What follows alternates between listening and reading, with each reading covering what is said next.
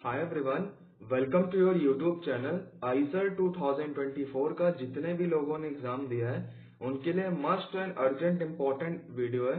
पूरा वीडियो आप लोग ध्यान से देखिएगा। इस वीडियो में इम्पोर्टेंट चीज के बारे में बात करने वाला, कंप्लीट इन्फॉर्मेशन बात करने वाला हूँ आपके काउंसलिंग को लेकर है, कैसे आपको पार्टिसिपेट वगैरह करना रहता है।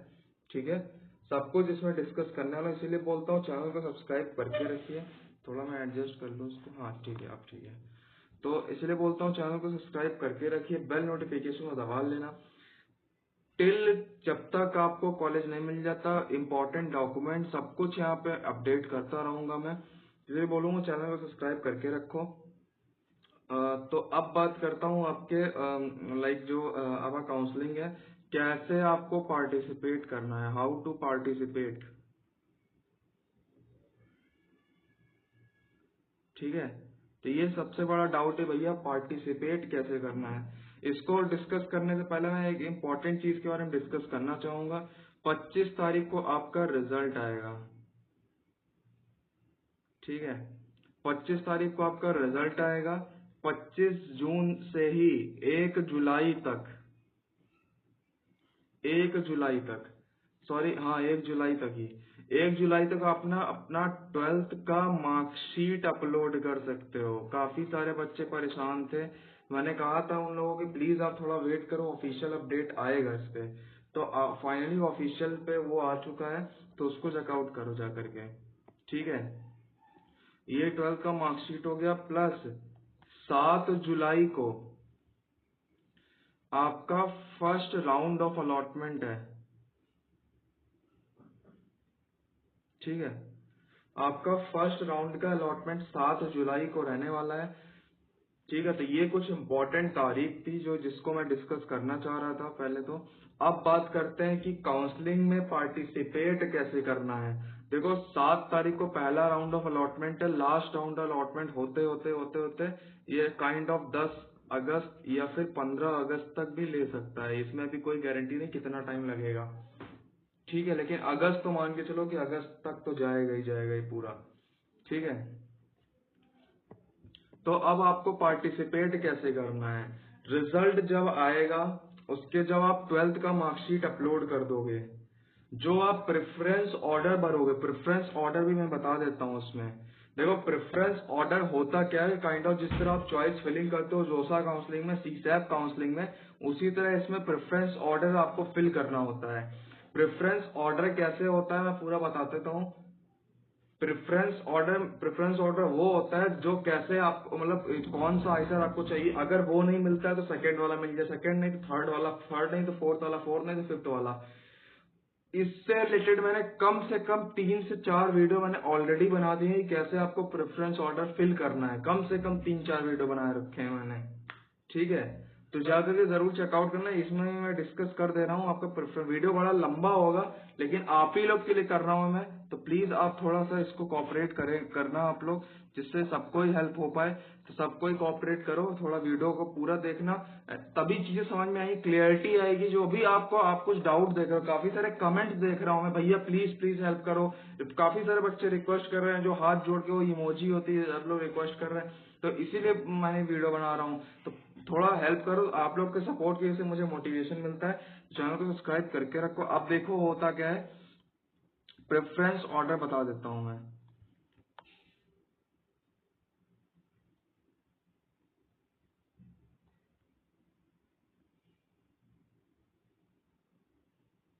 प्रेफरेंस ऑर्डर जेन्युइनली जो भी स्टूडेंट्स होते हैं, अब कुछ बच्चों के मार्क्स कम है।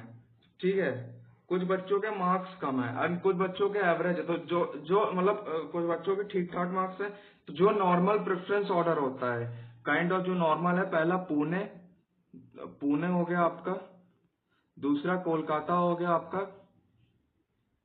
भोपाल, उसके बाद तिरुवनंतपुरम, टीवीएम जिसको शॉर्ट फॉर्म में लिखते हैं, बहुत बड़ा स्पेलिंग है यार, नहीं लिखने बैठा मैं। ठीक है, उसके बाद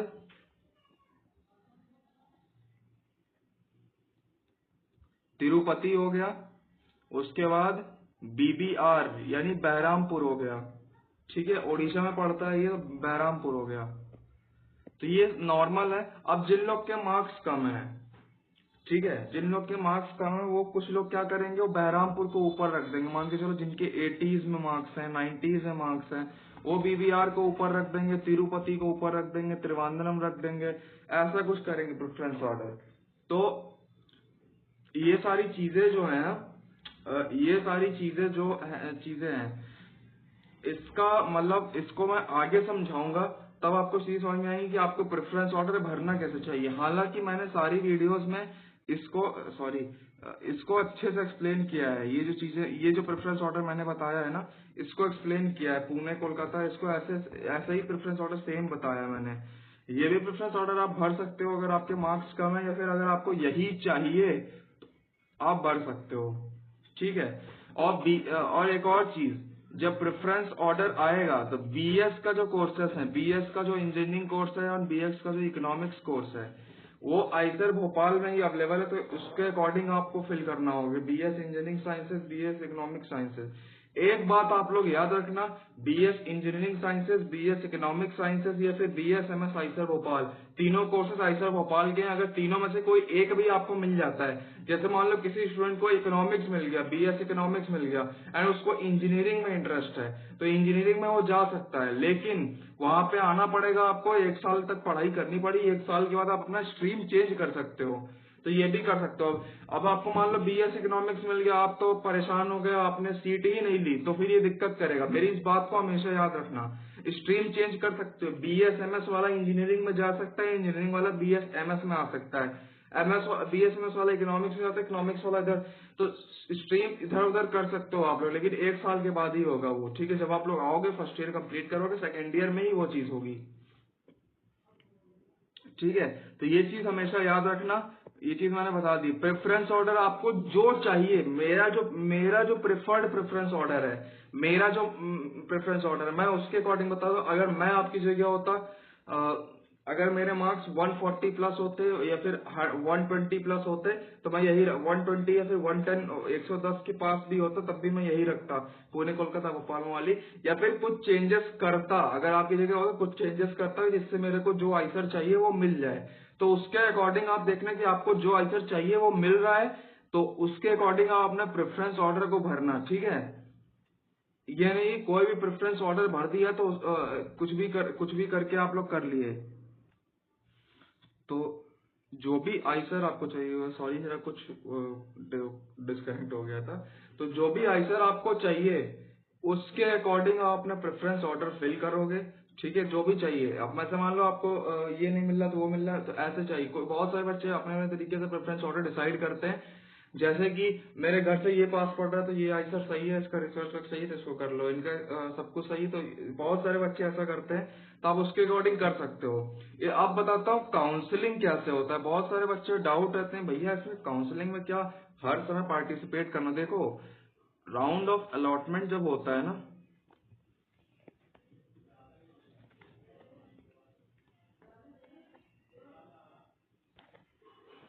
राउंड ऑफ अलॉटमेंट जब होता है, तो जैसे कि जो भी राउंड ऑफ अलॉटमेंट होगा जब भी, तो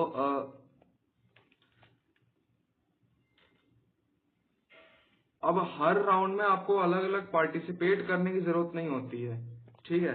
अब काफी सारे बच्चे मतलब कहोगे कि भैया पार्टिसिपेट करना पड़ेगा, ऐसा कुछ नहीं होता। हर राउंड में आपको पार्टिसिपेट नहीं करना पड़ता है।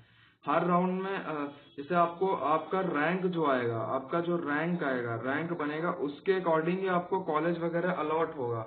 आपको हर राउंड में पार्टिसिपेट करने की जरूरत नहीं पड़ती है, इस चीज को मेरा हमेशा याद रखिएगा। पार्टिसिपेट करने की जरूरत नहीं पड़ती है, ठीक है। तो अब ध्यान दो कि जैसा कि काउंसलिंग में जब आपको कॉलेज, जैसे मैंने बताया प्रेफरेंस ऑर्डर कितना इंपॉर्टेंट है, अब वही चीज समझ में आएगी। एक चीज होती है, देखो, एक्सेप्ट एंड फ्रीज होता है एक, accept and freeze, freeze sorry गलत लिख दी स्पेलिंग, एक्सेप्ट एंड फ्लोट होता है,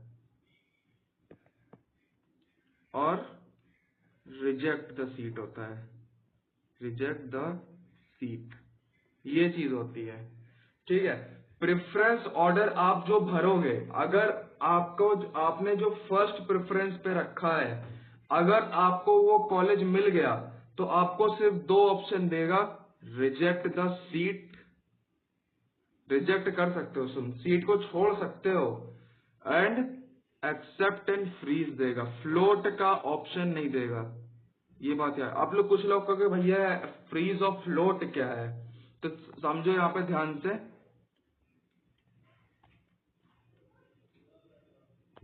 एक्सेप्ट एंड फ्रीज का मतलब होता है, यहाँ फिर गलत लिख दी मैंने स्पेलिंग, सॉरी यार।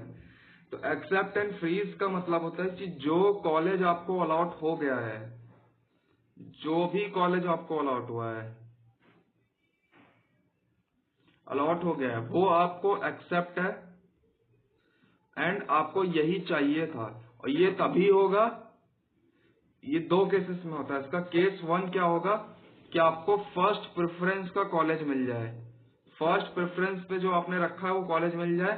सेकंड तब होगा जब आपने फ्लोट वगैरह करके फाइनली आप उस मुकाम पे पहुंच गए हो कि जो नहीं, अगर वो नहीं चाहिए तो ये मेरे को एक्सेप्टेबल है, तब आप कर सकते हो एक्सेप्ट एंड फ्रीज। तो ये चीज होती है एक्सेप्ट एंड फ्रीज में। एंड एक्सेप्ट एंड फ्रीज करते वक्त आपको SAF पे करनी होती है। SAF का फुल फॉर्म होता है सीट एक्सेप्टेंस फी, जो कि जनरल EWS वालों के लिए, जनरल EWS OBC PWD वालों के लिए होती है 35,000 रुपीज फी होती है इन लोग के लिए। बाकी SC ST वालों के लिए, KM वालों के लिए भी, जो कश्मीरी माइग्रेंट्स हैं उनके लिए भी यही होती है। SC ST वालों के लिए 17,500 रुपीज सीट एक्सेप्टेंस फी होती है, यानी 35,000 रुपीज का हाफ। इस चीज को याद रखिएगा, ज्यादा फी वगैरह पे मत करना, इस चीज को, मेरी बात को याद रखना। जो मैं टॉपिक बता रहा हूँ उसको ध्यान से समझना, ध्यान से चीजों को समझना, इसीलिए बोल रहा हूँ, ठीक है। तो ये तो आपका हो गया जो मैंने बताया।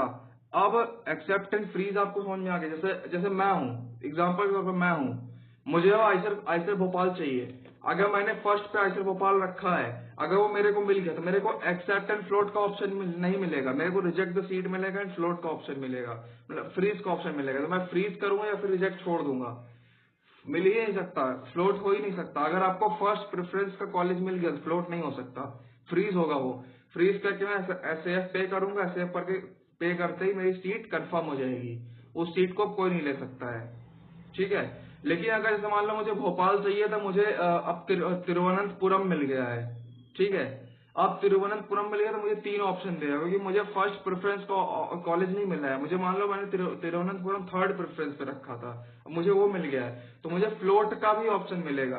अब फ्लोट का कॉन्सेप्ट समझो कि फ्लोट काम कैसे करता है।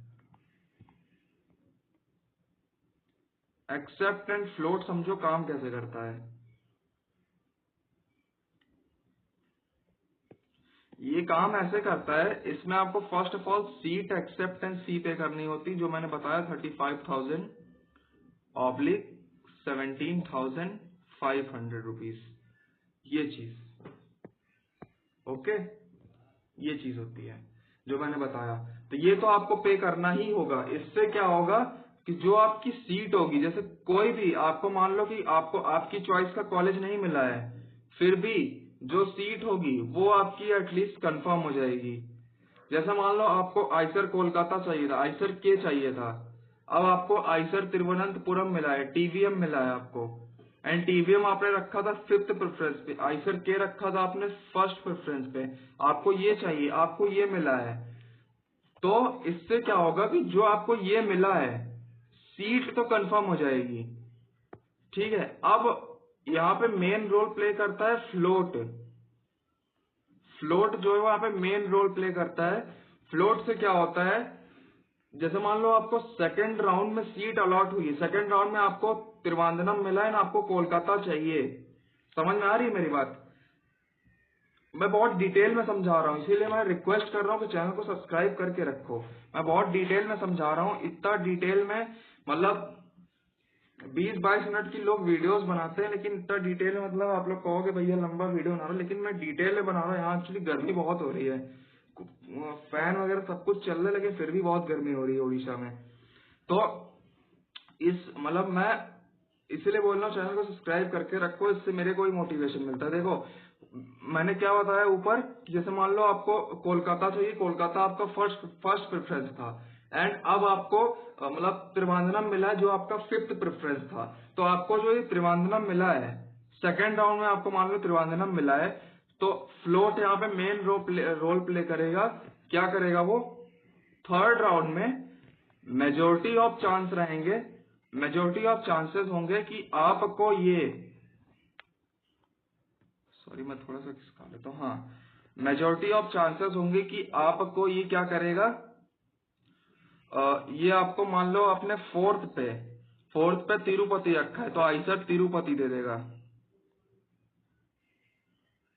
ठीक है, अब फोर्थ राउंड में, राउंड फोर में मेजोरिटी ऑफ चांसेस होंगे कि अगर कुछ ज्यादा कुछ रहा तो आपको डायरेक्ट कोलकाता दे देगा, या फिर आपने सेकंड प्रेफरेंस पे जो भरा होगा, सेकंड प्रेफरेंस मान लो आपने भोपाल भरा था तो आपको भोपाल दे देगा। आपकी सीट कहीं नहीं जाएगी, सीट तो आपकी एक्सेप्ट रहेगी ही रहेगी।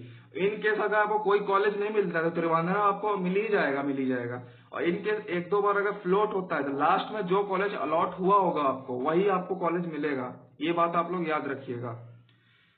ठीक है, अब मान लो 5th राउंड में जाते जाते आपको आइसर कोलकाता मिल गया, तो अब आपके पास फ्लोट का ऑप्शन नहीं आएगा, ये बात याद रखना। अब एक और जो मेजर डाउट आप लोग पूछोगे, मुझे पता है आप लोग क्या पूछोगे, कहोगे भैया अगर लास्ट राउंड तक चला गया, जैसे मान लो 5th नंबर पे त्रिवेंद्रम था, फर्स्ट नंबर पे कोलकाता था, अब यहां से यहां तक की दूरी तय करने में मान के चलो भैया 9th राउंड तक पहुंच गया, and 9th round he last round होने वाला है। लेट सपोज कर लो सारी चीजें कि 9th राउंड ही लास्ट राउंड होने वाला है भैया, एंड अभी भी मुझे फर्स्ट प्रेफरेंस का नहीं मिला, अभी मुझे थर्ड प्रेफरेंस का मिला, जो कि मैंने वो रखा था, BBR मोहाली रख दिया था, जो कि मैंने, ठीक है मोहाली ले लो, ठीक है, जो कि मैंने थर्ड प्रेफरेंस का कॉलेज मैंने मोहाली रखा था। मैंने पहले कोलकाता रखा, भोपाल रखा, मोहाली रखा। लेट सपोज करो ये, ठीक है, सपोज करना ये चीज। तो जैसे मान लो आपने थर्ड प्रेफरेंस पे आपको मोहाली मिल गया, एंड काफी सारे 9th राउंड में मिला हुआ है, तो अब आपके पास मतलब अब ये कुछ लोग बोले भैया यही लास्ट राउंड है तो मेरे को कोलकाता कैसे मिलेगा।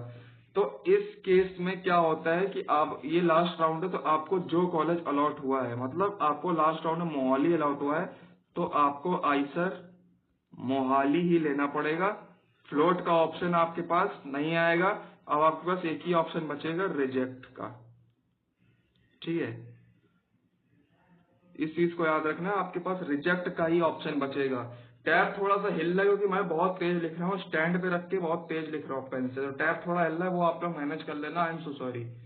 ठीक है, तो ये चीज याद रखना है, इसीलिए बोलना प्रेफरेंस ऑर्डर बहुत इंपॉर्टेंट रहने वाला है, तो वो आप लोग देख समझ के भरिएगा। मैंने जो मोस्ट प्रेफर्ड प्रेफरेंस ऑर्डर होता है, जो टॉप आइसर्स होते हैं, उसके अकॉर्डिंग मैंने प्रेफरेंस ऑर्डर बनाया है कि आपको क्या रहना चाहिए, तो वो मैंने ऑलरेडी वीडियोस बना रखे हैं।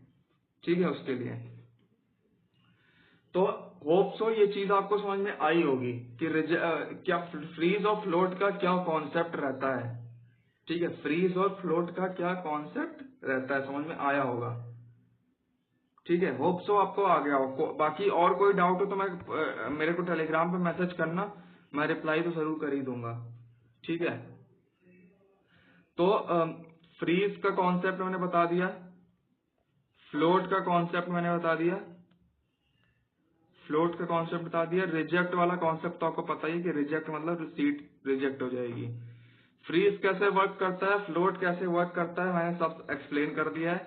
ठीक है, अब पार्टिसिपेशन की बात आती है, तो फर्स्ट राउंड में जैसे आपकी रैंक के अकॉर्डिंग आपको फर्स्ट राउंड अलॉट होगा, फिर उन्हीं की रैंक के अकॉर्डिंग कुछ बच्चों को सेकंड राउंड में अलॉट होगा, third round, fourth round, till जब तक लास्ट राउंड चलता रहेगा। मान लो 9th हो गया या फिर 10th हो गया, जब तक कॉलेज चलेगा अलॉटमेंट होता रहेगा। इसमें आपको हर राउंड में पार्टिसिपेट नहीं करना होता है।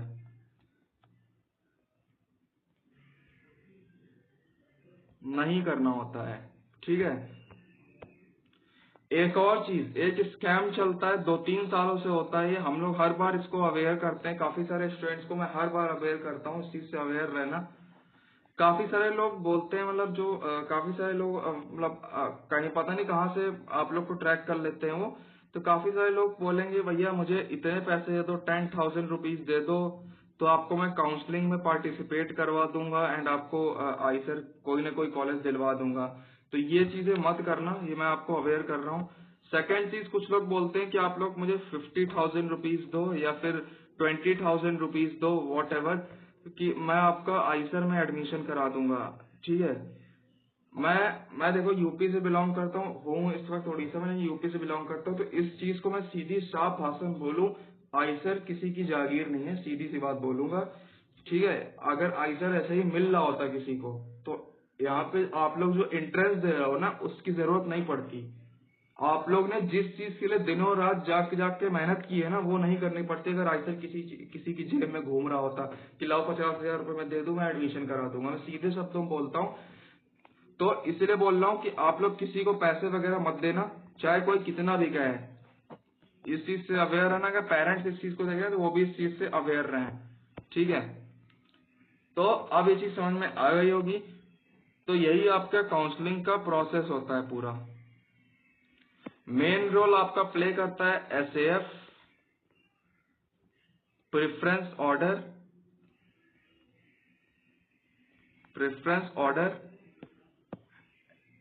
ठीक है। ये चीजें जो मेन रोल प्ले करती हैं। आपकी रैंक, ये भी डिपेंड करता है कि कौन सा कॉलेज आपको मिलेगा। ये आपका मेन चीजें जो आपका रोल प्ले करती हैं, इंपॉर्टेंट रोल प्ले करती हैं, यही चीजें रहती हैं आपको जो कॉलेज दिलवाएंगी।